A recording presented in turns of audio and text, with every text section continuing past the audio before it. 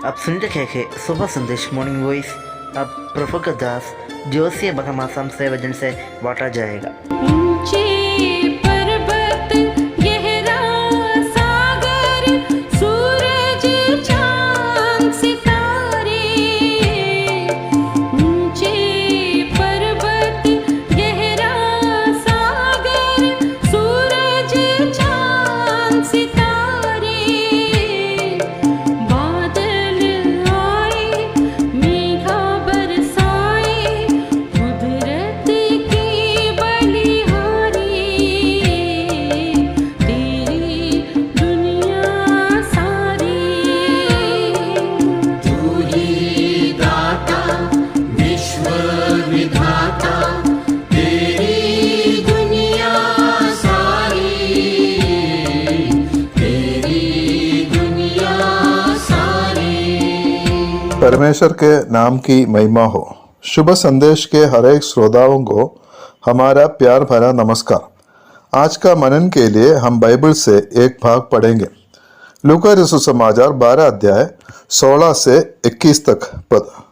उसने उनसे एक दृष्टांत कहा, किसी धनवान की भूमि में बड़ी उपज हुई। तब वो अपने मन में विचार करने लगा, मैं क्या करूं, क्योंकि मेरे यहाँ जगह नहीं जहाँ अपना उपज इत्यादि रखूं। और उसने कहा, मैं ये करूँगा, मैं अपनी बकरियाँ तोड़कर उनसे बड़ी बनाऊंगा और वहाँ अपना सब अन्न और संपत्ति रखूंगा। और अपने प्राण से कहूँगा कि प्राण, तेरे पास बहुत वर्ष के लिए बहुत संपत्ति रखी है, चैन कर खा पी सुख से रह।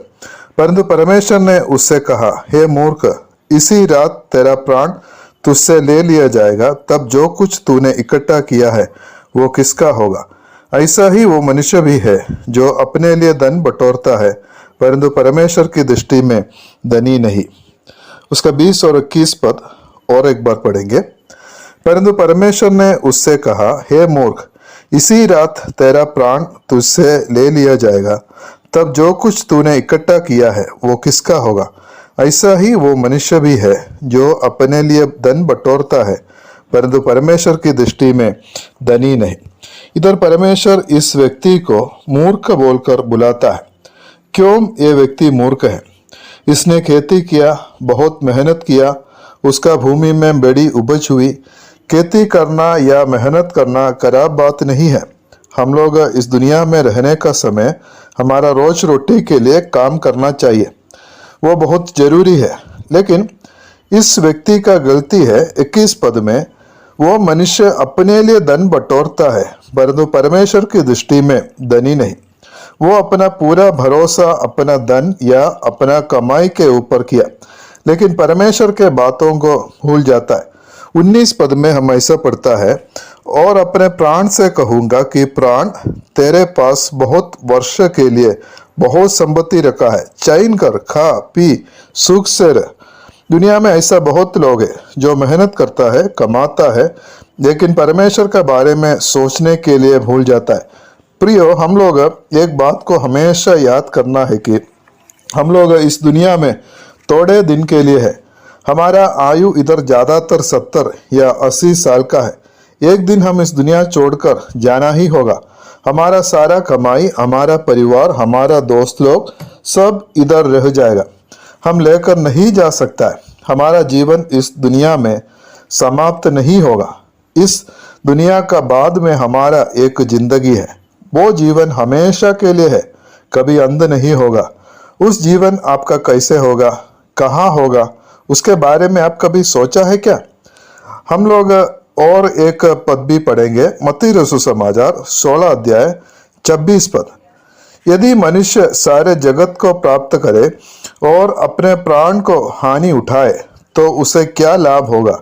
इस दुनिया में शायद आप बहुत कुछ कमाया, सारे जगत भी कमाया, लेकिन अगर आप आने वाला जीवन के बारे में कुछ सोचा नहीं है, परमेश्वर का वचन कहता है कि आप है सबसे बड़ा मूर्ख। इसलिए आपका आने वाला जीवन के बारे में सोचना है। आपका पाप से आपको बचाने के लिए और आपको स्वर्ग में लेकर जाने के लिए प्रभु यीशु मसीह 2000 साल पहले इस दुनिया में आया और आपका पाप से आपको बचाने के लिए वो क्रूस पर मरा, गाड़ा गया और तीसरा दिन जी उठा, और वो प्रभु यीशु मसीह आपके लिए जिंदा है। उस पर विश्वास करने से आप पाप से उद्धार पा सकता है और स्वर्ग में जा सकता है। उस पर विश्वास करके आपका आने वाला जीवन धन्य बनाने के लिए परमेश्वर आप सबको आशीष करे। प्रभु जी, हम आपको धन्यवाद देता है, इस सुंदर दिन के लिए हम आपको धन्यवाद देता है। आपका वचन से हम मनन कर रहे थे, हमारा जीवन के बारे में सोचने के लिए हमें सहायता कीजिए। हम लोग कभी मूर्ख ना बने। शुभ संदेश के द्वारा आपका वचन सुना हुआ सभी भाई बहन को आशीष कर, प्रभु यीशु मसीह का पावन और मीठे नाम में आमीन।